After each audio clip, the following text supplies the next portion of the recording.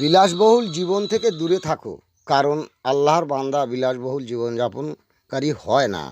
হাদিস মুসনাদে আহমেদ ২১,৬১২। হজরত হামজা রাজিয়াল্লাহু আনহু তখন ইসলাম গ্রহণ করেননি। শুনেছে আবু জাহেল তার ভাইপো মোহাম্মদ সাল্লাল্লাহু আলাইহি সাল্লামকে বেধড়ক মার মেরেছে।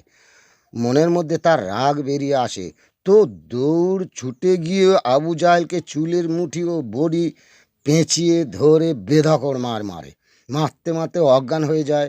মরে গেছে ভেবে দৌড়ে এসে বলে, ভাতিজা তোমাকে মেরেছে শুনে আমি তাকে মেরে মেরে অজ্ঞান করে দিয়ে এসেছি, এতক্ষণে আছে কি নেই। হুজুর সাল্লাল্লাহু আলাইহি সাল্লাম কথা শুনে বললেন, চাচা যান, খুশি হলাম, কিন্তু এর চাইতে অনেক বেশি খুশি হতাম যদি তুমি ঈমান আনতে। সঙ্গে সঙ্গে কলেমা শাহাদাত পড়ে ঈমান আনলেন। নতুন বিয়ে করে বাসর ঘরে রাত কাটাচ্ছেন, শুনতে পেলেন যুদ্ধের দামাদামা বাজছে।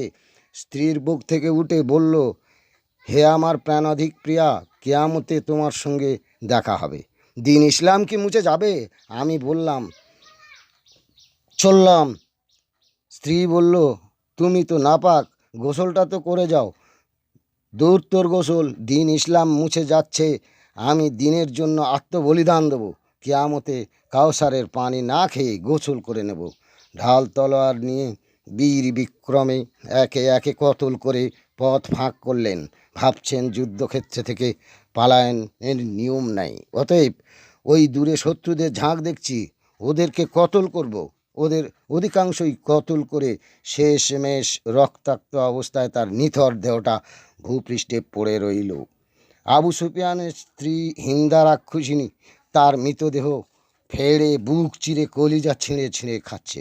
হজরত হামজার স্ত্রী ছুটে গিয়ে হজরতের কাছে কেঁদে বললেন, আমার স্বামী নাপাক, তার সোনার ডেড বডিটা আমার কাছে ফিরিয়ে দাও। সঙ্গে সঙ্গে গিয়ে দূর থেকে দেখে আসমান থেকে পানির বর্তন হাতে শয়ে শয়ে ফারিস্তা মণ্ডলী হজরত হামজাকে গোসল দিচ্ছে।